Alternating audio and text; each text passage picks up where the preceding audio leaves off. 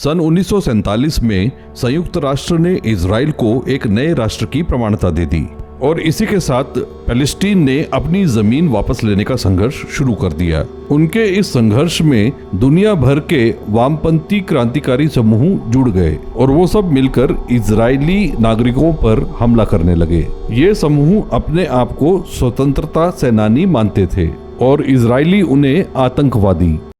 कहानी की शुरुआत होती है रविवार 27 जून 1974 को एथेंस ग्रीस के एक एयरपोर्ट पर, जहां 3 पुरुष और एक महिला एयर फ्रांस की एक फ्लाइट बोर्ड करते हैं। सीट बेल्ट का साइन बंद होते ही अटेंडेंट्स यात्रियों के लिए रिफ्रेशमेंट्स की तैयारियां शुरू कर देते हैं और बिजनेस क्लास में बैठा श्वेत पुरुष और उसकी महिला सहयोगी अपनी देखते ही देखते वो दोनों अपने बैग से पिस्तौल निकाल लेते हैं और एयरक्राफ्ट को हाईजैक कर लेते हैं। कैबिन से आ रही आवाजों की जांच करने के लिए फ्लाइट इंजीनियर जैसे ही कॉकपिट से बाहर निकलने की कोशिश करता है, एक हाईजैकर उस पर हमला कर देता है। कॉकपिट में घुसते ही हाईजैकर कप्तान को बता देता है कि वो कितने लोग हैं और उनके पास किस तरह के हथियार हैं। उसकी सहयोगी पीछे बिजनेस क्लास को खाली करवा देती है, जिसके बाद को पायलट को भी कॉकपिट से बाहर निकाल दिया जाता है। कुछ ही देर में यह खबर जेरूसलम में इजराइल के प्रधानमंत्री के पास पहुंच जाती है, जो उस समय इजरायली गवर्नमेंट की एक कैबिनेट मीटिंग में व्यस्त होते हैं। इत्तेफाक से उस समय मिलिट्री के बजट पर ही बहस चल रही होती है। प्लेन में हाईजैकर्स यात्रियों से उनके पासपोर्ट और आईडी कार्ड्स जमा करना शुरू कर देते हैं, जिसका उद्देश्य होता है फ्लाइट पर इजरायली नागरिकों को पहचानना। प्रधानमंत्री को खबर मिलती है कि प्लेन पर 83 इजरायली नागरिक हैं। कुछ ही देर में प्लेन को रिफ्यूलिंग के लिए बेनगाजी लीबिया में उतार दिया जाता है। प्लेन की अगली उड़ान से पहले फ्लाइट इंजीनियर फ्लाइट के प्री फ्लाइट चेक्स के लिए नीचे उतर जाता है और बातों ही बातों में हाईजैकर से उनके अगले गंतव्य के बारे में जानना चाहता है। उसके प्रश्नों से हाईजैकर बौखला जाता है। यहाँ से कहानी 6 महीने पीछे चली जाती है और हम पहुंच जाते हैं जर्मनी के फ्रैंकफर्ट में, जहाँ महिला हाईजैकर ब्रिजिट अपने बॉयफ्रेंड जॉन पाब्लो के साथ एक गोपनीय मीटिंग के लिए पहुंचती है। श्वेत हाईजैकर का नाम विल्फ्रिड था और मीटिंग में उपस्थित चौथे आदमी का नाम जब्बार होता है। जब्बार को छोड़ वो तीनों एक वामपंथी क्रांतिकारी समूह के सदस्य थे। जब्बार का उद्देश्य था हाईजैकिंग के जरिए 50 फलस्तीनी बंदियों को आजाद करवाना। ब्रिजिट अपने समूह की उल्रिक को आजाद करवाना चाहती है। इसके बाद हम पहुंच जाते हैं यमन के एक ट्रेनिंग कैंप में, जिसका संचालन popular front for the liberation of Palestine कर रहा होता है। उनका ट्रेनर उन्हें आकर बताता है कि उल्रिक ने जेल में आत्महत्या कर ली। उनका संगठन कमजोर पड़ता जा रहा है। ट्रेनर बताता है जब्बार का परिवार और उसके नजदीकी रिश्तेदार सब एक कार में भागने की कोशिश कर रहा था, जिस पर इजरायलियों ने टैंक चढ़ा दिया। जब्बार के पास वहां होने का एक सुदृढ़ कारण था और उनकी इजरायलियों के साथ कोई व्यक्तिगत दुश्मनी भी नहीं थी। ब्रिजिट कहती है कि उल्रिक कभी आत्महत्या कर ही नहीं सकती थी, उसे मारा गया था और अगर वो लोग जर्मनी लौटते हैं तो उनके साथ भी यही होगा। ट्रेनर बताता है युगांडा का राष्ट्रपति इदी आमीन उनका साथ देगा। प्लेन पर एक महिला यात्री अपने आप को गर्भवती बताती है और कहती है कि उसे शंका है कि उसका गर्भपात होने वाला है। महिला इंग्लैंड से होती है और विल्फ्रिड उसके लिए एम्बुलेंस बुलाने की बात करता है। पैलेस्टीनी हाईजैकर्स को महिला की बात पर विश्वास नहीं होता, लेकिन विल्फ्रिड एम्बुलेंस बुलाकर उसे प्लेन से उतार देता है। डिफेंस मिनिस्टर सिमोन पेरेस प्रधानमंत्री राबिन को कहता है कि गद्दाफी ने प्लेन को रिफ्यूल करके वहां से निकाल दिया क्योंकि वो इस समस्या से कुछ लेना देना नहीं चाहता। डिफेंस मिनिस्टर का मानना है कि वो प्लेन को इजराइल लेकर आएंगे। ब्रिटिश महिला वाकई ही झूठ बोल रही होती है और अधिकारियों को हाईजैकर्स के बारे में सब कुछ बता देती है। यहाँ से कहानी एक बार फिर पीछे जाती है, जहां जॉन पाब्लो को जहाज को युगांडा ले जाना और ईदी अमीन के साथ सहयोग करना ठीक नहीं लगता। दूसरी तरफ ब्रिजिट का मानना होता है कि अगर वो युगांडा पहुंच जाते हैं तो इजरायली उनका कुछ नहीं बिगाड़ पाएंगे। ब्रिजिट ये भी मानती है कि इजरायलियों को उनके साथ समझौता करना ही पड़ेगा और जॉन कहता है कि अगर उन्होंने समझौता नहीं किया तो उन्हें हॉस्टेजेस को मारना पड़ेगा। क्या ब्रिजिट ने इस संभावना के बारे में भी सोचा है? दरअसल ब्रिजिट अपने आप को उल्रिक की मौत का दोषी मान रही थी। जॉन पाब्लो के लिए ये कारण काफी नहीं था। वो निर्दोष लोगों की हत्या नहीं करना चाहता था और इसी के साथ प्लेन एंटेबी युगांडा पहुंच जाता है। एंटेबी में लैंड होते ही विल्फ्रिड कैबिन में अनाउंसमेंट करता है और हॉस्टेजेस को हाईजैकिंग का कारण बताता है। एयर फ्रांस की फ्लाइट को हाईजैक करने का कारण फ्रांस का मोसाद के साथ संबंध था। मोसाद इजराइल की सीक्रेट एजेंसी थी। इतना ही नहीं, फ्रांस ने इजराइल को प्लेन्स बेचे थे और उन्हें परमाणु बम बनाने में भी सहयोग दिया था। दूसरी तरफ पैलेस्टीन के पास कुछ भी नहीं था, इसलिए popular front for the liberation of Palestine को ये कदम उठाना पड़ा। वो बताता है कि सभी हॉस्टेजेस को रात के लिए प्लेन में ही रहना होगा। अगले दिन उन्हें एयरपोर्ट के टर्मिनल में ले जाया जाएगा। ब्रिजिट बार बार एक शीशी में से कुछ गोलियां खाती रहती है। प्लेन का दरवाजा खोला जाता है और जैबर हॉस्टेजेस का एंटीवे में स्वागत करता है। दूसरी सुबह पैसेंजर्स को प्लेन से टर्मिनल की तरफ ले जाया जाता है, जहां ईदी अमीन उनका भव्य स्वागत करता है और अपने आप को उनका मसीहा बताता है। एयरपोर्ट के टर्मिनल को देखकर ब्रिजिट उम्मीद करती है कि नेगोशिएशंस जल्दी शुरू हो जाएं। विल्फ्रिड नेगोशिएशंस के बारे में अपने ट्रेनर से बात करने जाता है तो वो उसे आराम से रहने को कहता है। अब जैबर उनका सुपरवाइजर होता है और उन्हें पैसेंजर्स की निगरानी करने को कहता है। हाईजैकर्स प्लेन को 4000 किलोमीटर दूर ले गए थे।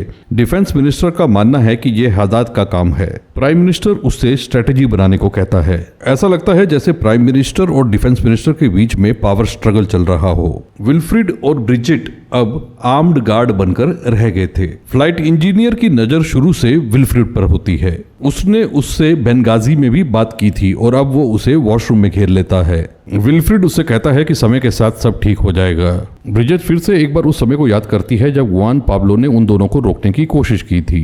उसने उन्हें चेतावनी दी थी कि वो नाजी लगेंगे क्योंकि वो जर्मन थे और उनके हॉस्टेज यहूदी। उस परिस्थिति में एक वृद्ध जर्मन महिला अपना मानसिक संतुलन खोने लगती है। वो कैप्टन को पैसे देकर वहां से निकलना चाहती है। तनाव के चलते प्रधानमंत्री yitzhak को नींद भी नहीं आती। दूसरी तरफ defence minister Israeli military intelligence के साथ एक्शन प्लान बनाने में लगा होता है। डिफेंस मिनिस्टर इंटेलिजेंस चीफ को स्पेशल फोर्सेस को बुलाने के लिए भी कहता है। वो 4000 किलोमीटर दूर एंटीवे पर सर्जिकल स्ट्राइक की संभावना टटोल रहे थे। चीफ मोटा प्रधानमंत्री का आदमी था। वहां जमकर राजनीति चल रही थी। इस गंभीर परिस्थिति में असफलता का सहरा कौन पहनेगा। तीसरे दिन स्पेशल यूनिट के हेडक्वार्टर में गहमागहमी शुरू हो जाती है। दूसरी तरफ एंटीवे में यहूदी होस्टेजेस को अलग करने की तैयारी शुरू हो जाती है। जैबर एक एक करके उनके नाम पुकारना शुरू कर देता है। विल्फ्रिड को यह ठीक नहीं लगता। ब्रिजिट उसे चुप रहने को कहती है। जब औरतों के नाम पुकारे जाने लगते हैं तो हॉस्टेजेस इसका विरोध करते हैं। शोर शराबा बढ़ने पर ब्रिजिट परिस्थिति को अपने हाथ में ले लेती है। विल्फ्रिड को यह बदलाव पसंद नहीं आता। चीफ मोटा के हिसाब से अगर उन्हें एंटीवे पर आक्रमण करना है तो उन्हें 1000 सैनिक भेजने होंगे। प्रधानमंत्री के सलाहकारों के हिसाब से ये सर्जिकल स्ट्राइक की जगह एक पूरा आक्रमण होगा। युगांडा संयुक्त राष्ट्र और अफ्रीकन लीग दोनों का मेंबर था। प्रधानमंत्री का मानना होता है कि अगर अमीन हाईजैकर्स की तरफ है तो उन्हें समझौता करना पड़ेगा। डिफेंस मिनिस्टर कहता है कि वो 52 आतंकवादियों को रिहा करने की मांग कर रहे हैं। चीफ मोटा को आमीन से बात करने के लिए कहा जाता है। फोन पर आमीन उन्हें एक खौफनाक तस्वीर दिखाता है। वो कहता है कि हाईजैकर्स हॉस्टेजेस के साथ मर मिटने को तैयार हैं। मोटा उसे लुभाने की कोशिश करता है और कहता है कि अगर उसने हॉस्टेजेस को रिलीज करवा दिया तो शायद उसे नोबेल पुरस्कार भी मिल सकता है। प्रधानमंत्री का मानना है कि अगर वो समझौता नहीं करेंगे तो वो सब कैदी बन जाएंगे। उनके नागरिक देश से बाहर निकलने में भी घबराएंगे। उन्हें अपने नागरिकों को रिहा करवाना होगा, शांतिपूर्ण तरीके से बातचीत करके। उन्हें कभी न कभी फिलिस्तीनियों के साथ समझौता करना पड़ेगा। इजरायली हदाद के बारे में जानते थे। आमीन उनसे कहता है कि उन्हें कुछ होस्टेजेस को रिलीज करना होगा। विल्फ्रिड का मानना है कि काम हो जाने पर उन्हें दूध में से मक्खी की तरह निकाल दिया गया था। ब्रिजिट अपनी दवाइयों के सहारे अब भी टूटी नहीं थी। वो ये मानने से इनकार कर देती है कि उनसे गलती हो गई। डिफेंस मिनिस्टर युगांडा पर अपना होमवर्क जारी रखता है। उन्हें पता चलता है कि युगांडा में सभी ऑफिशियल्स काली मर्सिडीज बेंज में घूमते हैं, यानी कि उन्हें अपने साथ एक काली मर्सिडीज बेंज लिमोजिन लेकर जानी होगी, जिससे युगांडन सैनिक उसे अपनी ही गाड़ी समझें। इस सर्जिकल स्ट्राइक के लिए उन्हें 4 हरकुलिस प्लेन्स भेजने होंगे। आमीन को खुश रखने के लिए कुछ फ्रेंच हॉस्टेजेस को छोड़ दिया जाता है, सिर्फ नॉन इजरायली हॉस्टेजेस को। इसके बाद आमीन इजरायलियों को आके बताता है कि वो उनकी मदद भी करना चाहता था, लेकिन उनकी सरकार किसी भी तरह का समझौता नहीं कर रही है। 5वें दिन वॉशरूम की हालत खराब हो जाती है और पानी आना भी बंद हो जाता है। फ्लाइट इंजीनियर छत पर सप्लाई सिस्टम चेक करने जाता है और उसके साथ विल्फ्रेड भी होता है। विल्फ्रेड कहता है कि वो वहां आम फिलिस्तीनी नागरिकों के लिए आया था। जबेर को चिंता होने लगती है कि विल्फ्रेड ढीला पड़ने लगा है। इजराइल में हॉस्टेजेस के परिजन सरकार पर दबाव बनाना शुरू कर देते हैं। उनमें से कुछ प्रधानमंत्री के ऑफिस तक भी पहुंच जाते हैं। उनके दबाव में प्रधानमंत्री हाईजैकर्स के साथ समझौता करने को तैयार हो जाते हैं। ये समाचार सुनकर विल्फ्रेड को भी राहत मिलती है। शिफ्ट चेंज के समय जबेर उसकी बंदूक को लावारिस पड़ा हुआ देखता है और वो खुश नहीं होता। जबेर का मानना है कि इजरायली उनके साथ खेल खेल रहे हैं, वो समय खरीदने की कोशिश कर रहे हैं। वो विल्फ्रेड से पूछता है कि क्या वो कत्ल करने के लिए तैयार है। अगर इजराइल उनके साथ खेल खेल रहा है तो बहुत जल्द कत्लेआम होने वाला है। इंटेलिजेंस चीफ मोटा को सर्जिकल स्ट्राइक का प्लान आत्महत्या जैसा लगता है, लेकिन डिफेंस मिनिस्टर उसके लिए पूरा तैयार होता है। विल्फ्रेड हॉस्टेजेस को आकर बताता है कि फ्रेंच नेशनल्स को रिलीज कर दिया गया है और उनकी गवर्नमेंट के साथ समझौता होते ही उन्हें भी छोड़ दिया जाएगा। इसके बाद वो उन्हें वापस टर्मिनल लॉन्ज में आने को कहता है। स्पेशल यूनिट के पास अब एक मर्सिडीज बेंज लिमोजीन भी आ जाती है, लेकिन वो काली नहीं होती और ना ही पूरी तरह से विश्वसनीय। वो मर्सिडीज प्लान का एक अहम हिस्सा था। प्रधानमंत्री डिफेंस मिनिस्टर को आक्रमण की रिहर्सल करने को कहता है। डिफेंस मिनिस्टर कहता है कि रिहर्सल पहले से ही चल रही है और अब हम स्पेशल यूनिट को रिहर्सल करते हुए देखते भी हैं, दिन में भी और रात में भी, बार बार और लगातार। मिशन का कमांडर होता है योनाथन योनी नेतन्याहू। ऑपरेशन का नाम रखा जाता है थंडरबोल्ट और उसे पूरे कैबिनेट की मंजूरी मिल जाती है। प्लान के मुताबिक 4 हरकुलिस प्लेन रेड सी पर बहुत नीचे उड़ते हुए एंटेबे की तरफ बढ़ने लगते हैं। प्लेन्स को कैबिनेट के अप्रूवल से पहले ही भेज दिया गया था। अगर कैबिनेट उसके खिलाफ वोट करती तो उन्हें वापस बुला लिया जाता। समझौते की डेडलाइन अगली सुबह 11 बजे की होती है और प्लेन रात में 11:15 बजे एंटेबे पहुंचने वाले थे। ब्रिजिट नई टर्मिनल बिल्डिंग में पहुंच जाती है और युआन को फोन लगाती है। वो युआन के साथ अपने भविष्य की बात करती है और साथ ये भी बताती है कि जबेर को लगता है कि इजरायली आ रहे हैं।